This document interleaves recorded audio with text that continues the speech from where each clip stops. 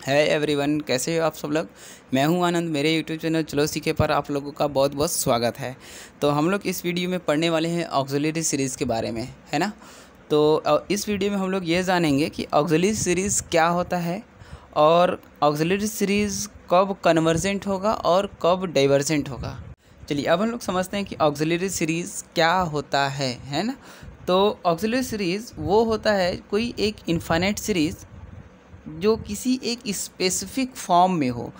Specific form मतलब क्या कि जैसे देखिए कोई एक इनफाइनाइट सीरीज़ है समेशन 1/n⁻⁴ में p।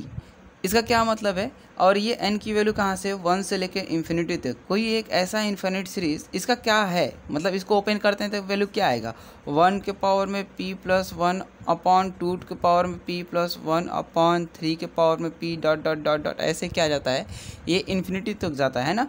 देखिए n की वैल्यू 1 से इन्फिनिटी तक है तो ये पूरा कैसा एक्सपेंड करेंगे तो क्या आ जाएगा, इन्फिनिटी तक जाएगा। ठीक है, तो क्या है कि ये देखने में कुछ लग नहीं रहा, कुछ मिलता जुलता है। और ये p की वैल्यू क्या है, कोई एक फाइनाइट वैल्यू है ना।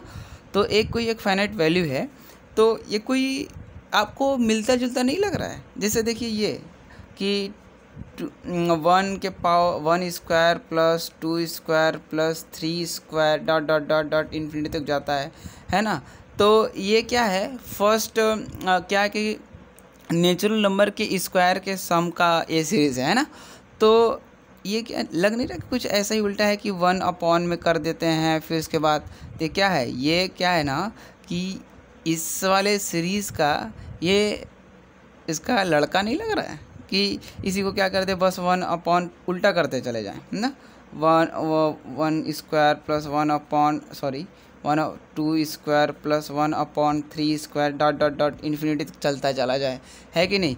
तो ये क्या होता है ना, कुछ उल्टा का है चला गया कि कुछ होता है ना कि कुछ बाउ लोग अड़िया आ जाते हैं तो उल्टा हो जाते हैं वही कुछ ऐसा ही हो गया ना कि देखिए 1/p²। और कहता है ना कि हम बाप हैं तो हम लोग सबको रख सकते हैं ना, कोई भी वैल्यू रख सकते हैं। p की वैल्यू 1 2 3 -1 -2 कुछ भी रख दें। तो ऐसा ही कुछ नहीं लग रहा कि ये क्या है, बाऊ हैं तो ये लड़का लग रहा है उसका, है ना। तो ये बात समझ गए ना कि अब बातें समझ में आ गई होगी आपको क्योंकि ये क्या ऑक्सिलरी सीरीज़ क्या होता है। ऑक्सिलरी सीरीज़ कोई इस फॉर्म का होगा तो हम लोग कहेंगे कि ये क्या है, एक ऑक्सिलरी सीरीज़। कौन सा फॉर्म, 1/1 के पावर p प्लस 1/2 के पावर p प्लस 1/3 के power p dot dot infinity तक चला जाए। तो ऐसे फॉर्म को हम लोग बोलते हैं क्या, ऑक्सिलरी सीरीज़। ठीक है, चलिए अब हम लोग ये बातें समझते हैं ना कि ऑक्सिलरी सीरीज़ कब कन्वर्जेंट होगा और कब डाइवर्जेंट होगा।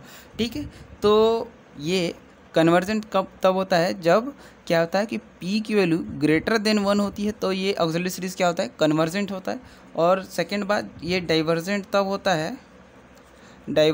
होता है जब p की वैल्यू क्या है, लेस देन इक्वल्स टू 1 होता है, तो ये क्या बोलते हैं, ये डाइवर्जेंट होता है। ये दो बातें समझ में आ गई होंगी ना। तो दोनों बातें क्लियर हो गई कि एक ये ऑक्सिलरी सीरीज़ क्या होता है, तो ऐसे फॉर्म को ऑक्सिलरी सीरीज़ बोलते हैं। और वो कन्वर्जेंट कब होगा, जब ये p की वैल्यू है ये 1 से ग्रेटर होगा तो हम लोग बोलेंगे क्या, कन्वर्जेंट। और यही जो p की वैल्यू है वो क्या है, लेस देन या इक्वल टू 1 होगा तो हम लोग बोलेंगे क्या, डाइवर्जेंट। ठीक है, तो आप लोगों को ये उम्मीद है मुझे कि आप लोगों को ये समझ में आ गया क्योंकि ऑक्सिलरी सीरीज़ क्या होता है और ये कब कन्वर्जेंट और डाइवर्जेंट होता है। ठीक है, तो ये बात अब आप लोग ये भी समझ लीजिए कि ऑक्सिलरी सीरीज़ कितना इंपॉर्टेंट है।